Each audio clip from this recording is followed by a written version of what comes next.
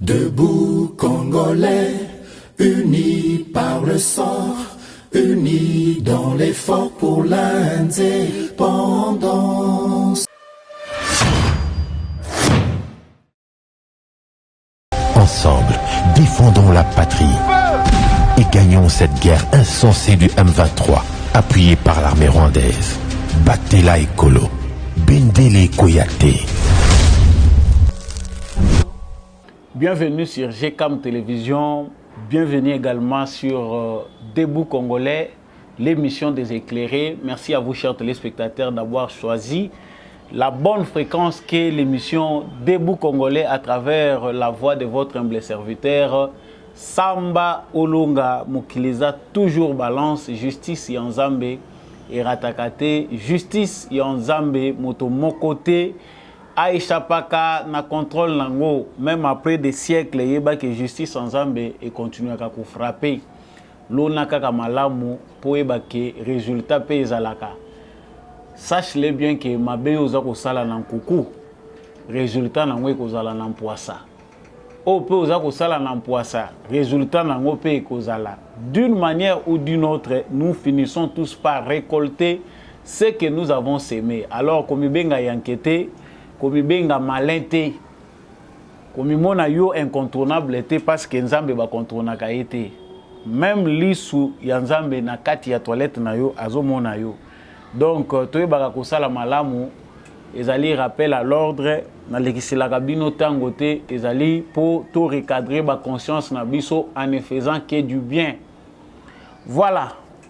6 avril 2023, Bakimbangiste, il y a République démocratique du Congo, et le monde entier, Bazali, pour célébrer journée, il y a combat, il y a Simon Kimbangu, il y a conscience africaine.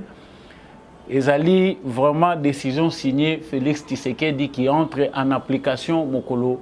Il y a Lelo, vraiment, il y a beaucoup de monde qui ont pénétré. GCAM Télévision, ceux qui, de temps en temps, vous voyez que vraiment journée à l'élo est qui très célébré, bien accueilli, mais la critique peut banaliste, bazangakate, beaucoup de nuances, point de vue des uns et des autres, toujours dans le cadre de émission Oyo. C'est quoi la lutte de Simon Kimbangu? Est-ce que journée Oyo ezali ko tchabiso à l'aise pour bisonyon soto réfléchir sur bon moto ya moto yo?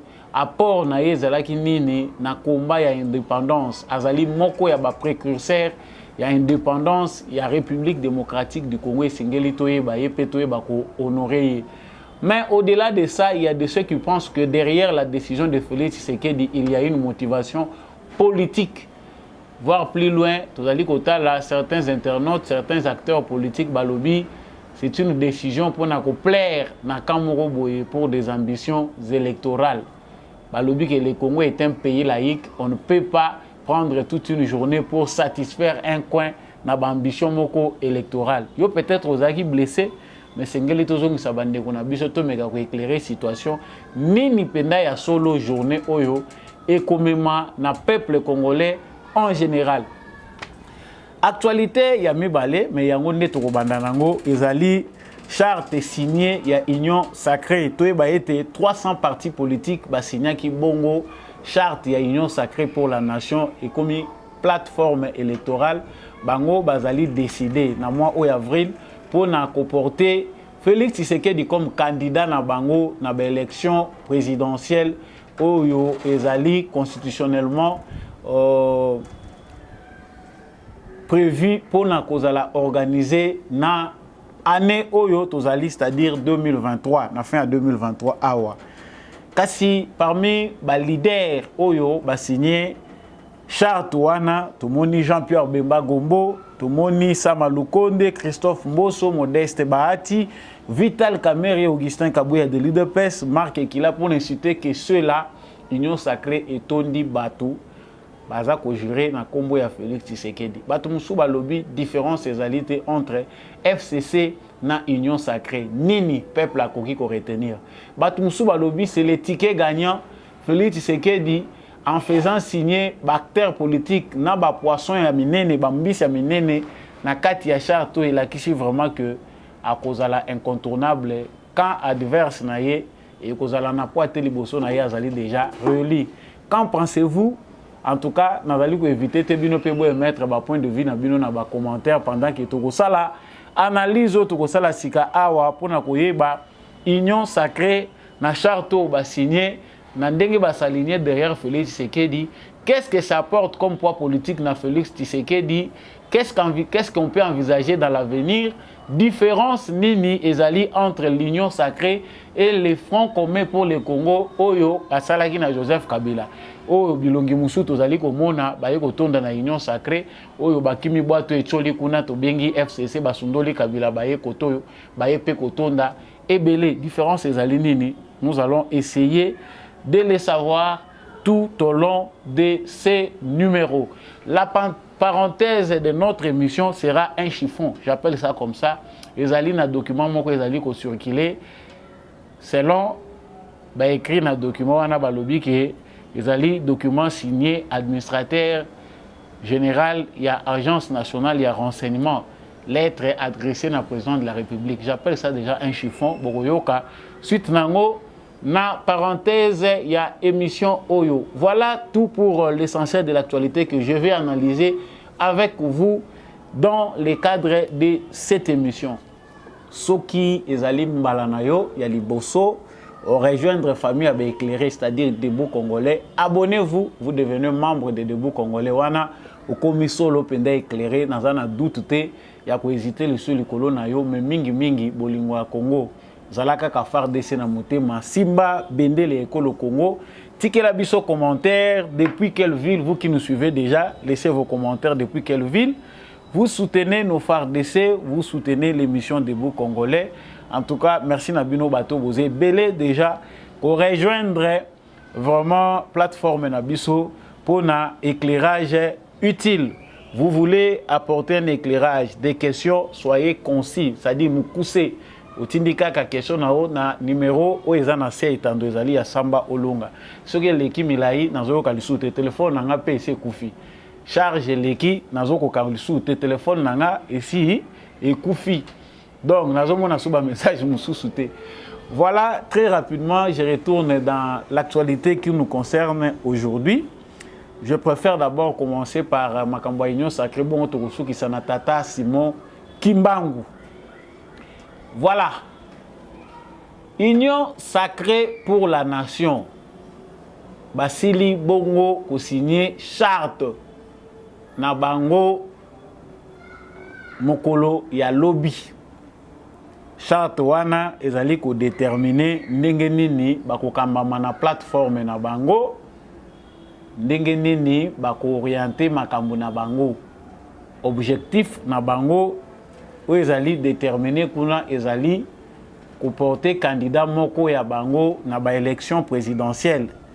Il n'y a pas de doute à savoir que leur candidat c'est le président Félix Tshisekedi Tshilombo qui est en cours de mandat. Mais tu es bien que tu as une polémique, critique surtout dans la politique et en raté, tu vas s'interroger.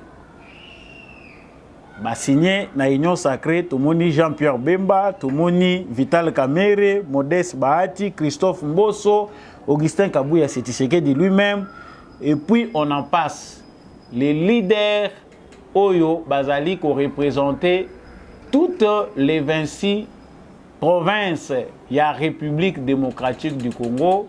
Donc, na ba parti union sur République démocratique du Congo, Est, Ouest, Nord, Sud, toute la République démocratique du Congo est représentée.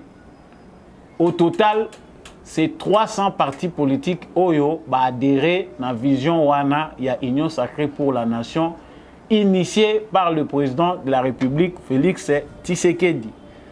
Nous devons savoir que tout au départ, l'Union sacrée n'avait pas été créée pour un objectif électoral. Union sacrée pour la nation, tant qu'on va créer qui suite, il y a mauvaise foi, il y a Batou, il y a fait cesser, ce qui peut FCC, Batou, il y a fait cesser, Front commun, il y a Bandoki pour le freinage de la République, Bazaki na bonne volonté, il y a quoi accompagner Félix Tshisekedi dans la gouvernance pour les résultats et satisfaire les Congolais. Ils ont tout mis à l'œuvre, bien en œuvre, pour déstabiliser l'action de Félix Tshisekedi. Après qu'exhorté Bango plusieurs fois, le président de la République, le pasteur, Amoni a commis un bout, il a fini par créer une stratégie, un poids qui a fait que majorité Oyoye a négocié qui na FCC pour gouverner ensemble et basculer na côté na ye. C'était un événement historique. Batubele bazako bossa na yango poids politique qui a Félix Tshisekedi et ça sans concurrent na histoire de la République démocratique du Congo. Même dans l'époque à Mobutu facilement qui possible que Mobutu a ça la jeu na manipulation politique. Mobutu avait toutes ses chances parce que Mobutu a dictature na ye c'est comme qui nango norme. Il pouvait tout manipuler parce que l'élection pendait à la quitter. Mais dans le contexte où il y a démocratie, il y a une élection aux anguilles majorité, et puis majorité d'un coup est balouki. Batu baye pas inayo, batu bazo justifier ngo balobi ba enveloppe et tambola ki oni ne tamboli, mais ce n'est pas facile. C'était un événement historique. Oyo et Kozala a jamais marqué dans les annales, il y a histoire, il y a République démocratique du Congo. Et kolongo un événement wana Félix Tshisekedi asala qui appelle na ba force vive ya nation pour à constituer na bango bloc o eko permettre ye à créer unité moko boye à zo gouvernance moko boye pour à réaliser ba promesse o ya la kaki peuple congolais. To bo sanité que 2 ans il y a exercice, il y a pouvoir, il y a Félix Tshisekedi et Kendaki essentiellement dans le combat, dans la bataille politique. Outre les questions sécuritaires qui étaient aussi bloquées toujours dans cette même coalition. Oyo Balinga quitté affaires étrangères Yamboka, ministère ya défense, justice Yamboka et Mekakutambola parce que ezalaki pona bango ba verrou pardon, ba ligne rouge au Tshisekedi akokaki ko traverser té. Et voilà même pourquoi Babengaki et Lilingi à Pamba jusqu'à ce qu'un journaliste français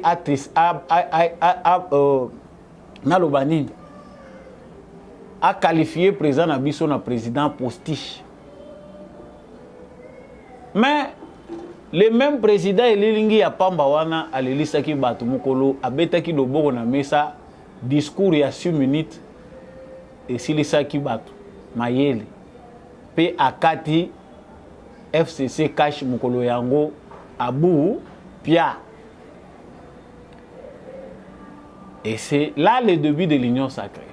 Outana ebandeli bavoa ezalaki ebele batu bazalaki koloba mais union sacrée ngo finalement eza kotambusa mandenge nini.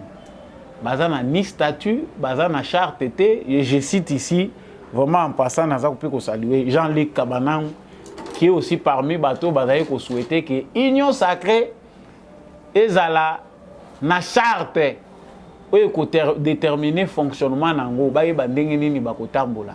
Et bien évidemment les FCC avaient aussi une charte.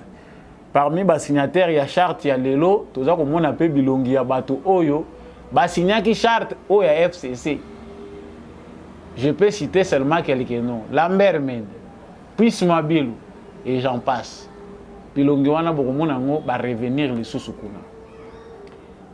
Et pour nakoloba likambo ya lelo ba congolais balingi bayeba différence nini ezali entre union sacrée na FCC. Différence ya union sacrée na FCC ezali munene. La différence d'abord c'est le sommet. Tant qu'on a toute la différence, il faut que tout ça na Joseph Kabila, ah to comme na Félix Tshisekedi. FCC ezalaki créé na ba ambition électorale. Union sacrée ezalaki créé de départ pour une ambition moko électorale, ezalaki créé pour la gestion. Tous les bateaux basés na bonne volonté, il y a ko aider biso na vision oyo po to kokisa oyo peuple congolais aza koluka. Sikoyo eloko eza kotuna bato awa. Awa sikoyo basangani ndenge basangani boye parce que Félix Tshisekedi a réussi kucha na kati ya plateforme na ye batu mibale o pe bakoye kosala ba opposition na ye. Tomoni Jean-Pierre Bemba Gombo qui est retourné au pays grâce toujours à Félix Tshisekedi. Moi avantage ebele ba contentieux familiaux ba makambo ezalaki bongo l'état congolais bandé ko devoir bango na ba avion na bango etikalaki cloué au sol ebebaki tout ça. Il a gagné le procès sous Félix Tshisekedi bambongo wana aza kozonga na ba famille na bango. Outre cela, Azana Batunaye a tindaki na ba ministère, il a adhéré à l'Union sacrée. Est-ce que Esengeli Tomo na mabe lokola Félix Tshisekedi charte o et salami à l'Union sacrée tomoni 300 partis politiques bazali bloc bazali ko soutenir vision à Félix Tshisekedi et d'office candidat na bango ezali Félix Tshisekedi. Batu oyo bako s'opposer na charte ya union sacrée bazali bato baza koyeba géopolitique té. C'est que bazali bato bazo comprendre déjà que poids politique ya Félix Tshisekedi est en avance par rapport à Oya Bango. Parce que tous autres a deux camps. Logiquement parlant, depuis le départ, tous autres a toujours analysé il y a deux camps. On a minito yo ezali ko s'imposer. Félix Tshisekedi représente d'office les camps du changement. Bato balingi to rebander la Congo sur de nouvelles bases. Bako se laisser conduire na politique, na vision au Félix Tshisekedi azanango. L'autre camp, c'est le camp du statu quo. Bato bazo mona ke mboke kufi, o bozo ka bazo bela na télévision. Ke mboke kufi, mboke zalaki boete, bango babongisaki pendant 18 ans. D'office, qu'il soit de Matata Pogno, de Moïse Katumbi, maître na bango comme na Joseph Kabila. Peu importe les stratégies, Bakobimisa Katumbi parce que Bayebi que Kabila ne postulera jamais. Une fois que Kabila va s'hasarder pour créer des bawana et comme vraiment ya solo. Bino moko boyebi suite. Si Kabila ceux qui bomoni avant de silencier malgré maquiller les mois si nazo sala pour na ko distraire ba congolais, c'est parce que ayebi que pacte ya paix o esali ke yena batunaye malgré pillage nyonso basali na République démocratique du Congo ba continuer ko vivre awa. Ezali ko senga epe akanga munoko na ye ata l'avenir côté toza ko kende. Si clémence y aura parce qu'à ce pays abima par la grande porte et qu'il n'y a pas eu ben de sang alternance et salami, il faut azongi sabilo ko belé ya moyibi à réparer préjudice oyo bango ba causer na peuple congolais. Mais néanmoins bazalo ko la conscience na bango ezo comprendre été. Félix Tshisekedi nazo kende na mukuse. Union sacrée et ça pour sauver nation. Prenez ça sous cet angle-là, pourquoi l'union sacrée sauve la nation. Nous avons vécu des choses terribles avec la création de la Mouka.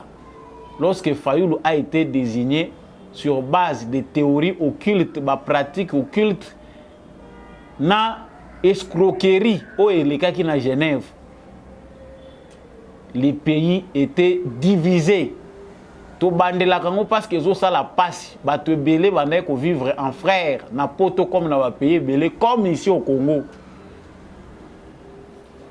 ba kabwana ti lelo bazo ko kotala na suna bilongité parce que l'intention des personnes qui avaient choisi ba leader oyo ba betaki na bango coup ya ko bimisa Martin Fayulu comme leader yende candidat commun ya union ya opposition na Genève na 2018. Idée na bango ezalaki ke bakangi Congo mobimba. Et ce sont souvent les gens oyo bazalaka pour soutenir sima balkanisation à RDC. Aujourd'hui les gens disent Tshisekedi azui batouana, Tshisekedi azongeli Bemba. Bemba c'est quoi? Un ancien seigneur de guerre. Oh Kamere c'est quoi? Moyibi, boyebi le côté bandeko. Mieux vaut utiliser Moyibi na biso na ba criminel na biso moko. Que Mindele ba utiliser bango. Je pense que là on est clair. Sozo l'argument ya mukuse yango wana. Mieux vaut biso moko to utiliser bandeko na biso tous à l'ensemble na bango. Peu importe leur faiblesse, qu'on soit ensemble avec eux pour reconstruire notre pays, que de les laisser être instrumentalisés par les occidentaux. Politique occidentale na minito avant les élections, ils ont divisé pour mieux régner. Ils sont à la recherche. Il y a des candidats, des acteurs politiques qui vont permettre bango ça la continuité ya politique na bango ya division na Congo pour bango va continuer à payer des ressources na biso. Les gens sérieux qui ont compris, malgré leur faiblesse, de retenir Bango Rigerte, ils ont rejoint Tshisekedi. Nous serons cléments envers eux. Bateau na minito yo bandimi ko rejoindre Tshisekedi, ils ont compris les enjeux. Il faut sauver le pays. Oublions le passé de Jean-Pierre Bemba. Essayons de mettre entre parenthèses passé Mouyibi Akamere. Regardons la réalité en face. Dans un contexte de guerre, Babo Sanaka, oh, ye azaka yibaka biloko nandaku, ye omoni aza moyibi, ye aza ceci. La logique qui prévaut actuellement, c'est la logique de la sauvegarde de l'intégrité territoriale de notre pays. C'est la politique de l'unité des Congolais. Un Congolais sérieux, même s'il n'est pas d'accord avec Tshisekedi, mais dans un contexte comme celui-ci, il va s'aligner de manière républicaine derrière Félix Tshisekedi.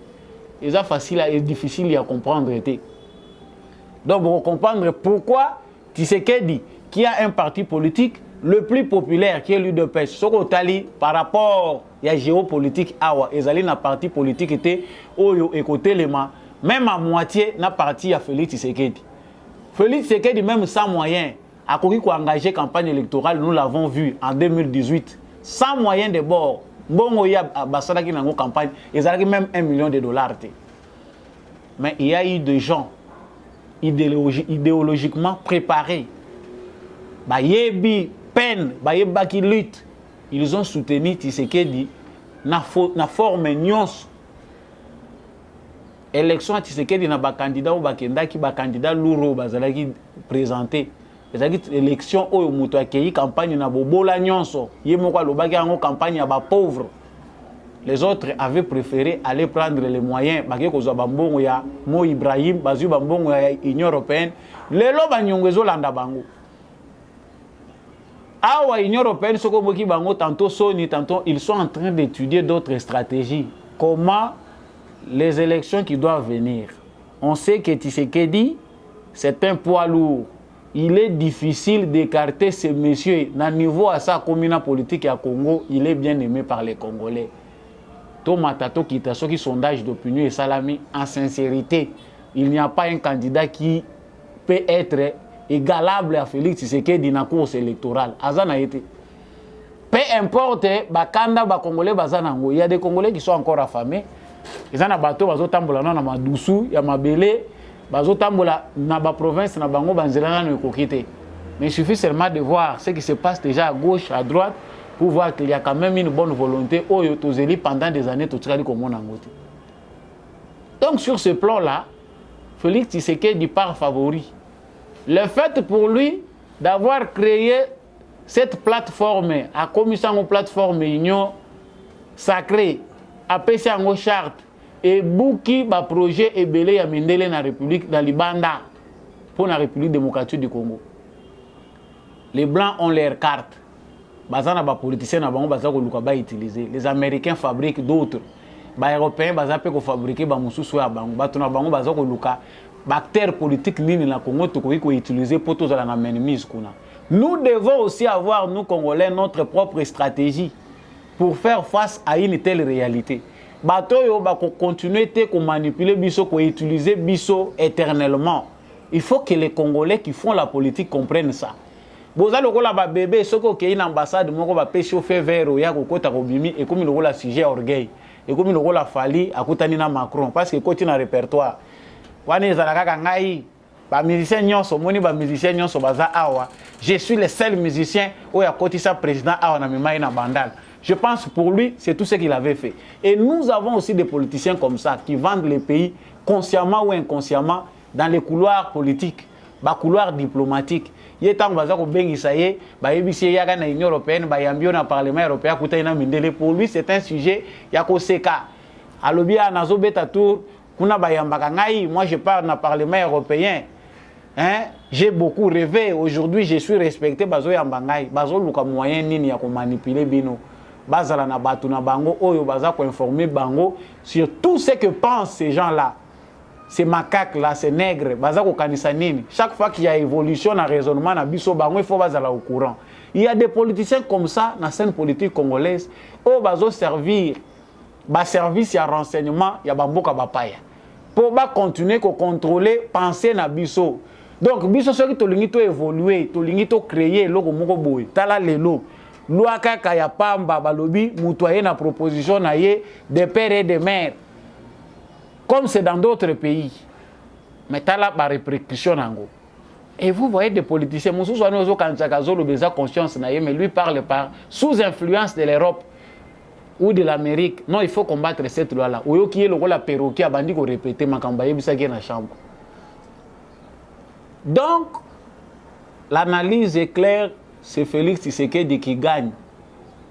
Charte wana union sacrée, composition wana union sacrée et détruire calcul, même il y a Libanda, même il y a Kati. Bato bazako mibenga ba opposant bazana calcul ya kosakana te na minute oyo. Parce que ça montre déjà cartographie électorale ndenge kozala. Quand Félix Tshisekedi azo banda na est, aye na ouest, hein? Donc, là, je peux déjà voir comment Félix Tshisekedi a géré Ango. Quand il passe à Kéi Est, à Kéi Ouest, tout Kéi le rôle en Nord, Bemba, Boussa, Liaou, Guy Loando, à l'Est, Bahati Lukwebo, Vital Kamerhe, Julien Paluku, Boussa Nyamwisi, F. Bazaïba, Ouest, Mbosso, Ngobila, Bandundu, Gimbadu, Simon Kimbangu. Au sud, Lukonde Sama, Mireille Massango, Kiabula, Masuka, Kibasa, Dani Banza. Batunion soto za kotanga ba parti politique likide. C'est vrai, tous allons ko bunda pona émergence ya ba mentalité na biso. Tous en a besoin que scène politique na biso ezwa bilongia sika rajeunissement ya classe politique et l'obité remplacement ya ba vieux par ba jeune. Non, ça c'est entre parenthèses. Hein. Il y a des bonnes personnes, même s'il a 50 ans. Mais les jeunes doivent aussi batailler dur pour avoir leur place. Problème, Oyo et Sengeli Bisotoye Bao Ezali, en tant que père de la nation, c'est que dans un Bundabitumbele, outre les calculs politiques, il y a Okanisa qu'il fait tout seulement pour sa réélection. Non, réélection à Tshisekedi déjà vraiment combattu. Le coup là, Oye les cas qui avant passation de pouvoir na Joseph Kabila. C'était là le vrai combat. Ah, on a mis toi assurance Ezali que le Congo est entre de bonnes mains. Entre les mains d'un père et des mères congolais. Entre les mains d'un fils du Congo. Garantie aux Tozanangwe que Congo est dans maboko ya ba congolais. C'est que congolais azo bandé a kolingata la deux fois avant qu'il y ait l'élection. Voilà yo kende ko boaka non parce que ngana liete biloko mati makasi yo yebi mukili ndenge za na minito. Les Congolais sérieux tolèrent Tshisekedi en sachant les enjeux internationaux et nationaux. Mboka tozali ko récupérer yango esi kendaki nyonso. Ovandeli noka mabele parce que ozakana lupango zo tout atolo mais Congo esi kenda. Et kozongisa Congo mobimba esengeli to se supporter na kati na biso ba fakwa bazali ba vrai miyibi. Na kati na biso bato bazali léger bazali qu'on peut corrompre facilement. Na kati na biso ba traître bazali. Tukocha bango na basidité, nous devons les gérer comme tels. Batailler dur pour l'unité nationale. Et c'est ça. Union sacrée soki bokoti kuna boza koyeba tina malamu te vision ya Félix Tshisekedi ezali ya kosala barrière na politique occidentale ya diviser pour mieux régner. Kuna na ngambo wana Fayulu, Matata Ponyo, Joseph Kabila, Moïse Katumbi, Delice Sanga, il n'y a pas match. Parce que quand on regarde le passé, malamu kuto kangama muto aza propre. O baza ko reprocher moi ba anomalie, ya mike, ya début, ya exercice ya pouvoir. Kutuye imingi ya ko reprocher yezate parce que ya yende ko bongisa o ebeba pendant plus de 50 ans. Mais du coup, quand on bino boke ko kota baza ko mibenga ba opposant, ba destructeur ya nation, ba saboteur ya action ya malamu muninga zo sala baza ko mibenga ba opposant de ka bino boke ko kota. C'est compréhensible les camps du statu quo par déjà bangomoko bangoni ke baza ko kota mai. Que ça soit Moïse Katumbi, que ça soit Joseph Kabila, lutte ina bango ya survie politique na simanango ba mafieux, ba malfaiteur ya monde, ba prédateur ya nation congolaise baza kuna. Bango nde baza encourager ka bango. Je le répète encore, beaucoup ko vérifier en réfléchissant plusieurs fois. Moïse Katumbi sait qu'il ne deviendra jamais président au Congo. Mais l'objectif qui fait qu'à continuer à résister dans la politique du Congo, c'est parce que nous avons encore et pas na biso ba faible ou ba ko utiliser bango na mon solo ou ba ko manipuler bango. Et lui sait qu'en manipulant les gens, j'aurai un aura dans l'espace politique congolais. Aura wana ya kozala nango ya kozala moi quelques députés, moi quelques politiciens, il va servir ya za kozwa ba intérêt na ye pe azali en lien na ba mafia wana ya monde. Ba escroc wana ba capitaliste wana baza kosala ba faire na politique. Loi la passe ou ne passe pas, la conscience congolaise est une grande barrière à toute manœuvre. Donc na likambo etali union sacrée toki Augustin Kabuya lobi na bengi bango bazala sincère. Hein? Bazala sincère les uns envers les autres. Ah oui. Bango boye kolaka ko simba bango ndenge wana. Aussi boyebi ba faiblesse na bango. Ba réagisaka mie na mbongo. Bango so bayoki ba komatela bino 5000. Akoyo kanaye solo teke ba policier. Vous imaginez dans une institution comme le Parlement, représentation à peuple, ba policier baza ko mendier na porte. Hein? Kaka boye ba policier baza wana na porte. C'est les députés qui passent ceux qui réellement bazali ko étudier ba problème et la société, ba ko komona comme un danger permanent quand vous avez des policiers à la porte. Chaque fois que boza ko bima boza ko kota baza obligé ba katela kabino ba salut pour bo simbisaka bango bo simbisaka bango wana. Donc bino boko ko réfléchir te que mbongo ya mboka ezala partager de manière équitable pour bato wana batika kotandaka maboko pour un jour bakoteka yo kokufa. Parce que bango baza ko se retrouver te pour bango ba se retrouver faut batandela kabino maboko. C'est vrai l'union sacrée ezali FCCT pour FCC ezalaki tina butu. Bango basi basalaki kili ta personnalité Kabila azalaki nzambe na bango. Tshisekedi azanzambe ya mutu kuna te. Vous pouvez entrer, vous pouvez sortir, vous êtes libre chez vous au Congo. Chez Kabila, umunaki batu bazo sambe la photo, on n'attend pas ça de Tshisekedi que bachaka photo de Tshisekedi bazo fuka melagango, bazo yembelango banzembo. Ça c'est l'aliénation mentale nous laissée par le bouddhisme. On peut mieux supporter Tshisekedi sans faire le culte de personnalité. Yango moni Tshisekedi a démystifié na poste wana ya président de la République pour elukelenga mute. Mais aliénation tosali tozana ngo ya plus de 50 ans, ils ont conduit kaka batata mikolo ba se comporta ka lokwa bana mike, ba turiféraire, louange excessif. Takaloye boloyembo chef de l'État, président de la République na munoko na yo, monsieur le président de la République, chef de l'État, garant, commandant suprême. C'est tout court, monsieur le président de la République. Vous lui avez déjà son excellence, monsieur le président de la République. Ba honneur ekoki, chef de l'État. Tale belé atara ba discours, ko ba yebaka ki honorer ki. Il faut que ça change. Nous ce qu'on attend de cette union sacrée, c'est que Congo est constitué base arrière moko na kati ya République démocratique du Congo solide ou ko sala ki ba problème na biso ba congolais et ça la résolu par nous-mêmes congolais. Voilà les grands défis que nous avons. Gestion na biso ya République et ça la efficace pour te relever défis. Gestion ya lobby ko ko sala lokola ya leloté. Non, oye union sacrée pour babate langai contre ba poursuite judiciaire. Heureusement que na kati ya charte tango te monite ba lobby place ba lobby que bato ba koti na union sacrée ba ko la protéger contre tout ennui judiciaire. Te.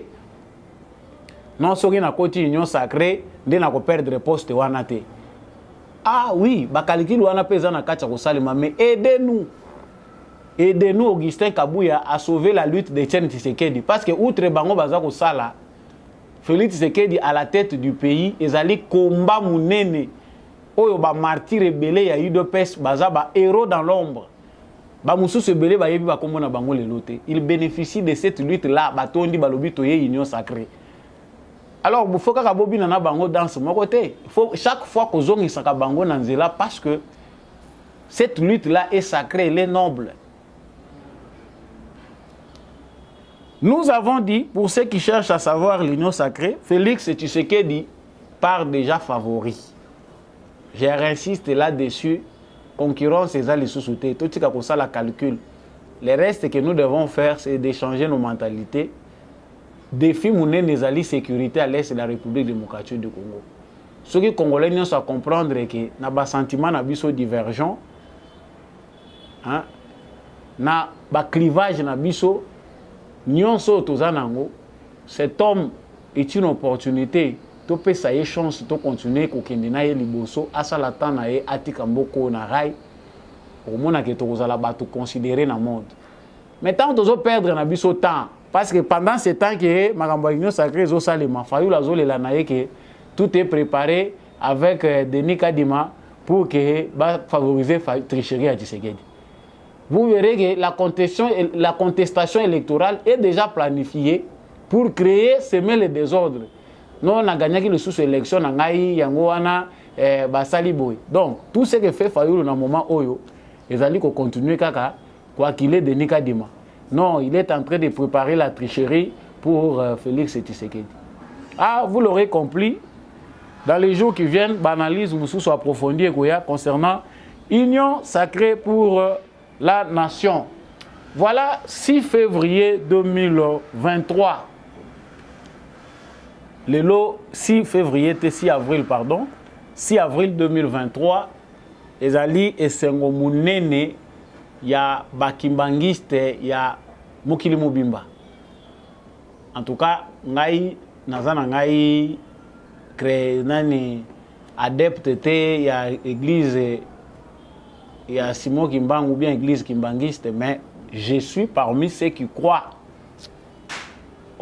à la prophétie ou bien aux prophéties de Simon Kimbangu. Azali Moutoumoko très important pour la lutte et l'indépendance de la République démocratique du Congo. Ba précurseur, il y a lutte et indépendance na biso avant même Lumumba, c'est les Simon Kimbangu.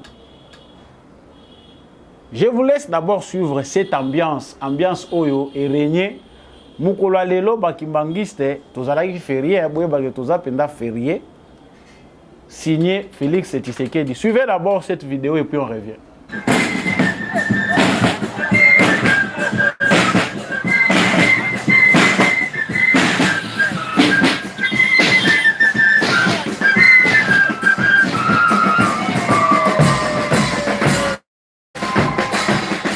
Férié pour la reconnaître et ça là Simon Kimbangu awa na République démocratique du Congo pour la lutte ya bandeko banso oyo ba sila bongo ko bunda pour la lutte ya bitumba ya Afrika. En tout cas bazali ebele ba Simon Kimbangu Kimpavita bato ebele en tout cas ne bozali komona na se ya mbula esili ko beta oyo ezali signe moko ya malamu kolakisa ete bandeko bazali pena na esengo to mpe bakoko ya biso bazali bongo na esengo tokomona peut-être changement ekoya na makambo ebele à travers mokolo oyo bazela yango uta kala na batemps ebele kasi esengelaki tata mokambi ya ekolo nde aya na pouvoir po makambo esila bongo na komonana.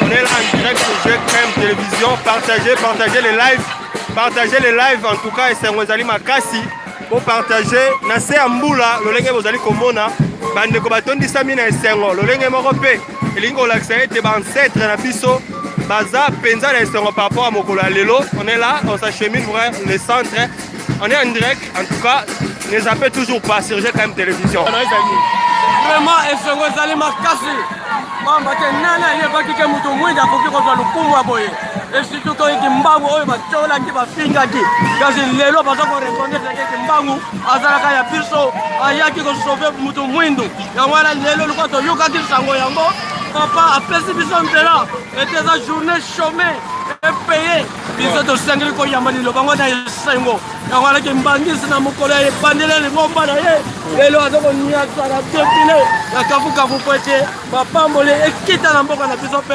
longonye papa papa président de la République. Merci beaucoup. Ezali synonyme ya gloire to pe esengo comme la journée lelo mbula o ezali bongo le premier to malaya yambo le 6 avril ezala bongo férié chômé payé. Tomoni mbula ezali kobeta Et là qui c'est l'embo ya makasi, et là qui c'est l'embo ya motuya, et il faut te reconnaître qu'à chaque fois valeur ya ba koko na biso, te reconnaître à chaque fois valeur. Voilà. Donc ndenge bino moko bolandi ezali fête monene pour na bakimbangiste. Ça rentre dans les annales. Désormais 6 avril ezali journée oyo biso nyonso ba congolais tokobanda ko commémorer journée du combat de Simon Kimbangu et de la conscience africaine. Ezalaka important ko yebaka d'abord journée wana batiango férié pour nanine. Nous avons vu que depuis que Félix Tshisekedi a fait sa promesse, ça a pris beaucoup de temps pour appliquer à l'homme de promesses qui ne se réalise pas. Il a fallu bien étudier la question, savoir, journée où on attend que férié, nini esengeli ba tutango baza ko vanda na ndako ba medita kanango. Yango balobi journée wana ezali journée ya combat. Il y a Simon Kimbangu, conscience africaine. Qui était Simon Kimbangu, né le 12 septembre 1887 en Kamba, dans l'actuel Congo central. Fils d'un chef spirituel, il est baptisé par la Baptiste Missionary Society en 1915 et est formé pour devenir catéchiste. Simon Kimbangu a été catéchiste protestant. C'est en 1915 qu'il a déclaré que Dieu l'a appelé en mission précise. Donc, à l'Obinzamba, PCI mission. Nda comme prophète, Azako Sakola, Azako Salaba miracle naye, il a parlé aussi de l'avenir du Congo. À l'Obéli le Kamboya Poso. Moïndo, Akokoma Mundele. Ils ont dit que Poso est changé comme Mundele, mais Boyebi langage, système, figure de style Nini, prophète a utilisé à Katango Azako Loba. Il a parlé de beaucoup de choses qui nous ont été cachées. À l'obi mingi, même par rapport au président, il y a aujourd'hui une confusion à écrit. Parce que tout ça, c'est un kimbangiste va fixer l'opinion malam. Simon Kimbangu a parlé du 4e président. Est-ce que c'était le 5e qu'on a ou c'était le 4e président? Quel est le 4e président? Mouto ya Lobaki. Makambo ya Lobaki, ezako kokisama concrètement. Mais la plupart des Congolais que nous sommes sont dans les brouillards. Pourquoi? Parce que ça lit. Jusque-là, malgré l'histoire au Bazako Tangisa, dans l'école, dans l'enseignement de la République démocratique du Congo, ils ont des bribes. Ce n'est pas assez suffisant pour Mouta combat à comprendre la lutte au Mouto et Salaki comme précurseur de l'indépendance. Et c'est à cause de ces prédications, à cause de miracle, que bazwa ki lokola mutu moko azako pousser bato na révolte. Lokola bango bazaki na besoin bakanga biso kaka sous colonisation, ancêtre na biso bazala kaka sous colonisation, pamonaki ki aye pour révolter bato. Ba créer les procès pour na ka côté ya kosala ba miracle ba condamner mutu à mort. Ba ke ba tieni na prison ya Mbanzangungu balobi te. Kuna to ko bomba yete. Tulongoli ba komuwe peine wana. Balongoli au lieu à la peine de mort et comme une peine à perpétuité, c'est-à-dire vie na yo mobimbo qui en prison. Cet homme-là aujourd'hui Oyo Bazali honoré a sali 30 ans na prison. Ba c'est quel etikali ba lieu etikali pour que ne kota la bisika nini babanda ko cha mutu ya zana bomoi. Babanda ko bomba e place wana pendant 30 ans. Quelle atrocité, quelle horreur mutu nini mutema mabe ya lolenge wana. Franchement, je ne suis pas kimbangiste, mais quand je lis l'histoire na Yoki Biloko wana, je dis vraiment, le Belge nous doit beaucoup, la colonisation belge. Malgré tout ça, il y a un processus, il y a réparation, pour tout bomba histoire, tout est paix, mais vraiment, il faut restituer biso histoire na biso. Archive o etikala ki ezali na trait na histoire ya Simon Kimbangu.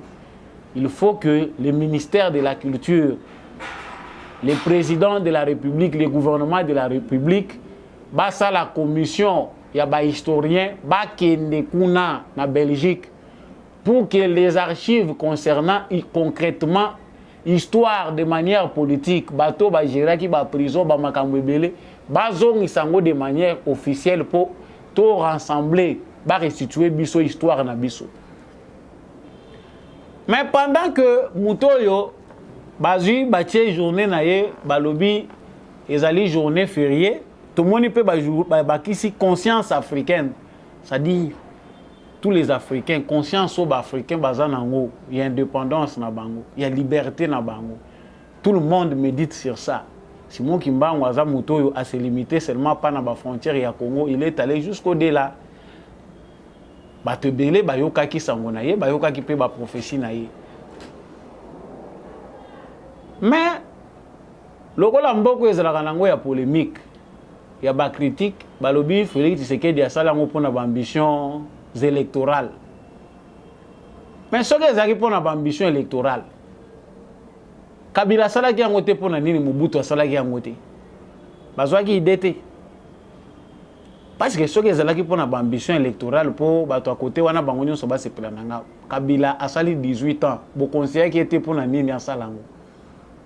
Kabila était aussi à bon terme maintenant responsable chef spirituel de l'église kimbangiste. Mais nzela ya nkamba ezalaki ka poussière, ba camion za ko leka poussière, kamba ebandai ko sala ka ba groupe électrogène. Félix Tshisekedi aye nzela ebongi bazotia goudron na nzela na bango bacheli bango courant. Nzela wana ebongi. Après apesi bango lobi te ezali ba ambition propagandiste. Tshisekedi a besoin que na ba Congo. Donc na ba Congo bato baza na conscience ko mona makambo zo salema na mboka na bango te. Il faut pas que flatter bango kaka na nzela nkamba. Outre cela, ndenge bato baza ko kanisa, c'est vrai le pays est laïque. Il n'y a pas l'atteinte à la laïcité na cadre ya kotia journée et la journée ya combat ya Simon Kimbangu. Atteinte na laïcité azali personnage public, azali mutu oyo parmi les gens qui ont combattu pour la République démocratique du Congo, azan na contexte religieux te. Lit na ye kotipe na contexte d'état. Tellement qu'il avait parlé aussi de l'indépendance. Si on veut réduire notre temps, non, pourquoi on va prendre les Kambouya Bakimbangistes et comme ya Congo Mobimba? Bakinde kocha férié à Congo Mobimba. Ezali férié à Bakimbangiste, c'est pour tous les Congolais. Congolais n'y sont conscients. Ah ouais, je n'annule pas Nazako Longolangote, je ne Nazako blessé tes fois, il y a bateau Bazako croire na prophétie, topé na vision. Il y a frère Branham qui est un Américain. Serviteur de Dieu, et Tamboli, ezati na Congo. Si ko biso lokola awaza na poso mwindo, il faut le réduire seulement à son église. Donc Moussalo ya sali azo mérité que conscience nationale et comprendre que mutoyo azalaki mutu moko très important pour na biso, azape symbole, azako incarner lutte oyo ancêtre na biso balitaki pour la indépendance et la République démocratique du Congo. Non, c'est une partie de notre histoire. Ce qui yo ko transmettre bana na yo ignorance à cause ya ba intérêt na yo oyo zanango, c'est faux. Cet homme-là ndenge bozali komona ye azako mérité azala honoré et c'est ce qui est fait. Cette journée néanmoins pour na biso ba révolutionnaire ezali journée moko marquante. Tant que tanga ba Che Guevara totangi banani à part ba Simon Kimbangu ba ki panvita. Je n'ai pas honte de le dire, na croyaka na ba foi bizarre te. Non, na kosambela Kimbangu azanzambe nanga Kimbangu n'est pas Dieu, mais je crois en lui comme un prophète envoyé par Dieu et son message était vrai. Voilà ce que nous devons retenir de notre histoire. Et tout en passant, Nazali vraiment partager et c'est na ba frère nyonso kimbangiste à travers le monde, vraiment et c'est na bino ezali partager. Nous tous, nous honorons la mémoire de cet homme. Journée à l'élo, ezali journée moko ya conscience africaine, ezali journée moko ya combat, ya Simon Kimbangu. Nous devons beaucoup méditer et écrivons. Ba livre bazako présenter à Kaya Mendele. Dans ma bibliothèque, il n'y a pas un livre écrit. Il y a une histoire vraie, il y a Simon Kimbangu. Il faut que nos chercheurs, nos historiens puissent davantage approfondir les ouvrages sur cet homme qui reste mystère. Ba miracle, ba makambweze belé pour Mendele bazaleka ko cacher. Ceux qui li kamoko et salami ba ko luka ba bomango ba tiango ba komi mais wana eza nango pona binote. Nous l'avons dit, voilà, j'arrive à terme de cette émission. Nalobaki, parenthèse, moi, je suis dans l'émission.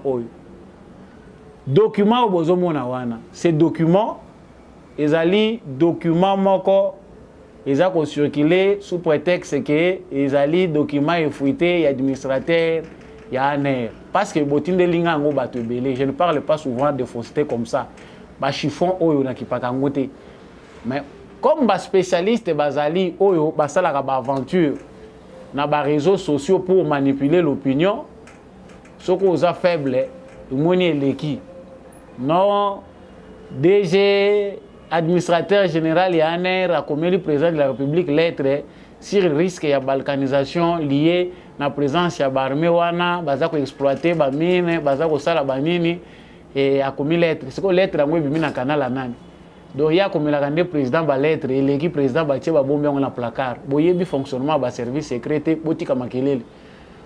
Et ça, on a biloko musu otali yango boyo mituni na mituna 3 fois 4 fois baloli makanisi ok na gauche au sali ba triangle ok ti au finir par conclusion moko ya yomoko. L'administrateur général service à renseignement a numéro 1 ya ba renseignement na yez la ka destiné en premier na président de la République. Sikoyo ya yo wana oyo efuité ba tiango na réseaux sociaux e vandaki ba bombi yango na le les urgents, il y a un canal qui a président de la République en tête à tête. Vous savez combien de fois le président de la République a coûté une semaine, l'administrateur général et un air. Pour que nous ayons chiffon, combien déjà c'est très ridicule. Évitons de manipuler les émotions. Le chiffon, on a circulé, bateau baza sensible et après ça va cesser. Et ils sont obligés tout le temps de manipuler l'opinion. Ah, ceux qui sont sérieux, Etalio, la réalité, on la raconte chaque jour. Ne multipliez pas les sources d'informations.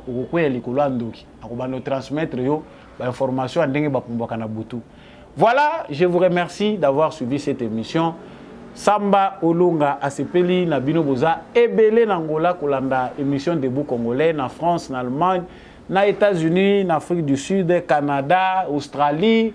Bozali na Irlande, bozolanda biso, boza na Grande-Bretagne, Angleterre, bozali na Tanzanie, boza na Kenya, boza na Gabon, Sénégal, Côte d'Ivoire. Vous êtes au Japon, en Chine, mokili mobimba, bozolanda Samba Olunga. Botombolaka bendele ekolo Congo. Makambo Congo ezotala biso nyonso. Bendele ezala toujours likolo en commentaire. Laissez toujours à partir d'où vous allez soutenir l'émission Oyo. Si j'ai sur la minute, vous tapez dans les commentaires parce qu'il y a un temps déjà. En tout cas, je vous remercie pour tout. Surtout, n'hésitez pas de partager cette émission à voisins. Yepia comment éclairer le colayo. Maintenant, nous mingi dans des combis à chaque fois que sur ma caméra Oyo. Pour cette émission Oyo et comme la bino, je remercie sincèrement tous ceux qui participent de loin ou de près na évolution ya émission oyo po toko bakokende liboso ngai na bino tokutani na prochaine émission. Au revoir.